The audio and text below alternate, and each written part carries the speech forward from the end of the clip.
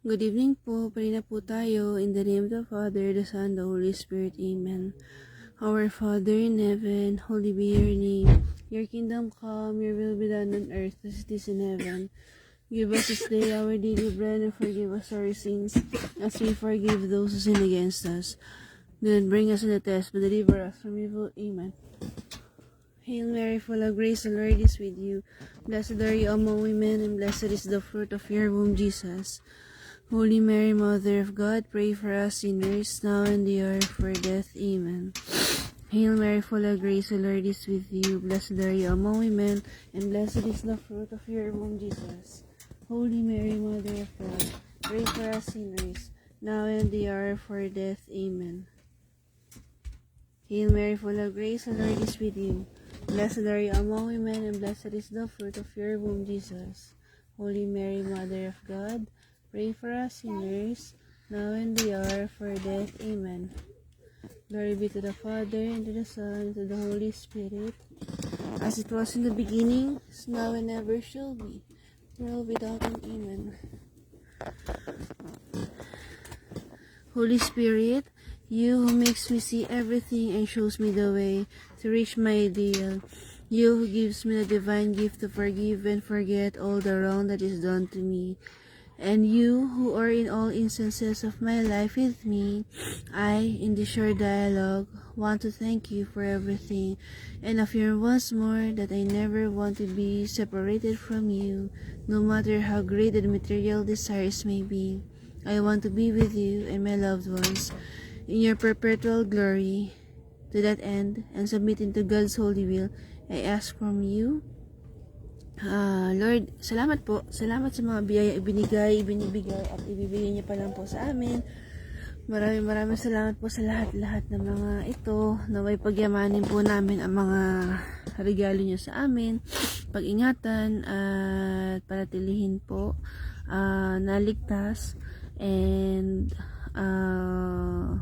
mapaunlad pa po namin ang mga ito. Pasensya na po kayo sa aming mga pagkakasala, sa aming mga masasamang gawain, sa mga nakakaligtaan namin gawin, sa aming kapabayaan, pang-aabuso, sa mga harsh words, sa sama ng loob, sa galit, tampuhan. Hilumin niyo po kayo palagi at naway magkabati-bati na po yung mga nagkakatampuhan, yung mga may sama ng loob. Pakiingatan niyo po ang bawat isa at sana po, Lord, provide us with your peace and provide us with our daily needs. Kayo na po ang bahala sa amin. We pray for everybody, lalo na po yung mga nangangailangan, mga higit na nangangailangan. Protektahan niyo po ang mga mahal po namin sa buhay, nasan man sila naroroon, at panatilihin silang ligtas, panatilihin silang intact, at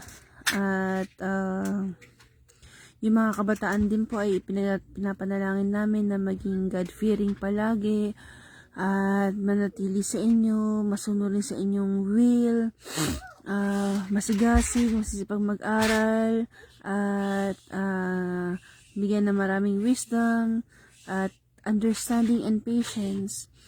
At hinihiling po namin, Lord, yung justice para po sa earth, para sa bawat bansa, at mabigyan ng katarungan yung mga nakaligtaan o naiisang tabi para po sa kapayapaan na rin po.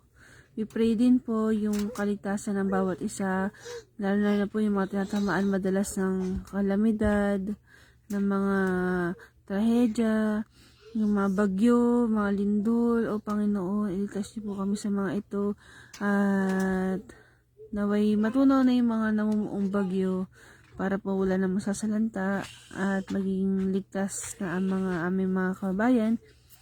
Maraming salamat lalo na sa mga tumutulong po sa amin, sa mga sumusuporta, yung mga taong napakasisigasig na magbigay ng tulong sa kanilang kapwa nang walang hinihiling na kapalit.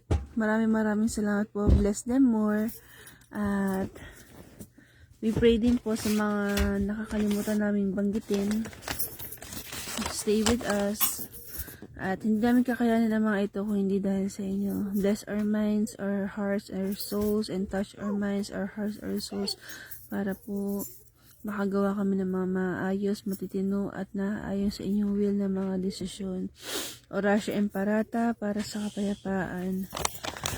Diyos na aming Ama sa langit, Panginoon ng kapayapaan at katarungan, kapag kumbabang lumalapit kami sa iyo sa panahong ito ng tumitinding tensyon ng politika sa aming bahagi ng mundo. Sa nakalipas na mga taon, pinatili mo ang aming pananampalataya sa iyo bilang isang bayan. Ang pananalig namin sa iyong kagandahang loob ang siyang nagligtas sa amin sa napakaraming kalamidad na dulot ng kalikasan. Gayun din ang mga dahil sa kagagawa ng tao na dumagok sa aming kasaysayan. Iligtas mo po kami mula sa lagim ng digmaan, dinggin mo po ang aming pagsusumamo. Kahabagan mo po kami, Panginoon, at ipagsanggalang kami sa pwersa ng kasamaang nagudyok sa mga pinuno ng mundo. Naniniwala kami na hindi kami nakikipaglaban sa mga tao, kundi sa mga pinuno, sa mga makapangyarihan, sa mga tagapamahala ng kadilimang umiiral sa sanlibutan ito, sa mga hukbong espiritual ng kasamaan sa himpapawid. Ipinapanalangin namin ang mga pinuno na pinagkatiwalaang gumawa ng mga pagkapasya para sa aming bansa. Buong puso namin ipinagkakatiwala sa iyo ang aming kinabukasan, at humihingi kami ng kapatawaran at habag sa mga panahon na dahil sa aming mga takot at hinala ay nadungisan ng aming mga pananaw at nagdulot ng maling pagkiling at puot laban sa ibang katutubo at lahi. Kaimtim kami nagsusumamo na gawin mo kami mga daan ng iyong kapayapaan. Kung saan may pagkapuot ay magdala kami ng pagmamahal. Kung saan may pinsala, kapayapaan, sa kapatawaran. Kung saan may pagdududa ay pananampalataya. Kung saan wala nang inaasahan, pag-asa.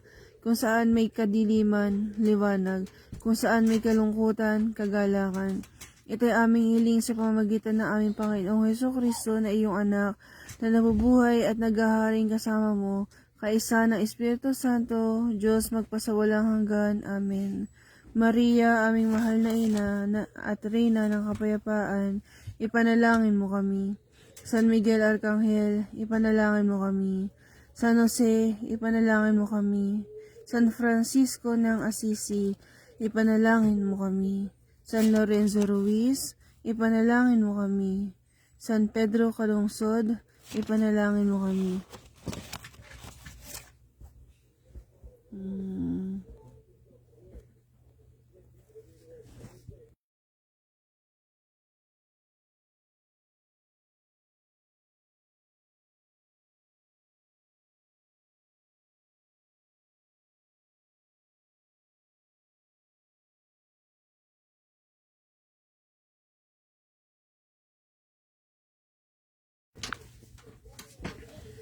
Panginoon naming Diyos, maraming salamat po sa lahat ng biyayang patuloy na binibigay sa amin, at salamat po sa aming pamilya, sa pagmamahal, sa pagkakaisa, sa mga pagsubok na lalo nagkapatibay sa amin, at sa mga tagumpay na aming sama-sama pinagdiriwang. Sa iyo kami lubos na umaasa, ikaw ang aming lakas, kapag kami ng hina, ang aming pag-asa, kapag kami nawawala ng direksyon, at ang aming kapayapaan sa gitna ng kaguluhan.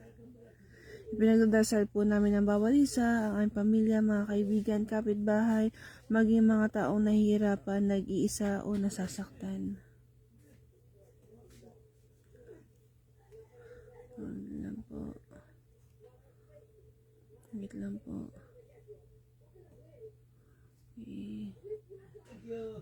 Wait lang po.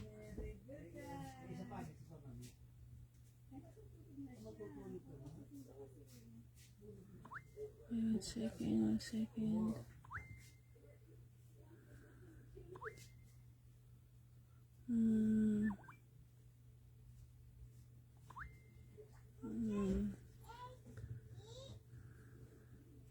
Okay.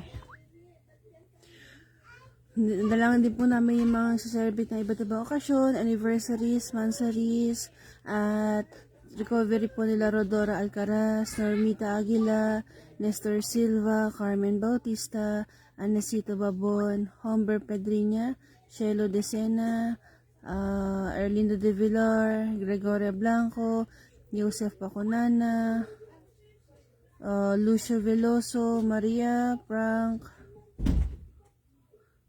Clara Boncajes, Vincent and Saturnino Artamia, Albusco Horado, Andrea Coronado, Jose Agustin Jr., Roland Gonzalez, Jan Saraza, Elsa Juan, Akira Denise, Myla Navero, Jeffrey at Uriel Tongpalan, Bonifacio Hernandez Jr., Bobby Saroza, Albert Manzano, Virgilio Silva, at dalangin po namin ang pasalamat ng Our Father Group at ng kanilang mga pamilya at ang prayer for the souls ng mga pamilya, kakilala, kaibigan, lalo na po ni Valentino Matias.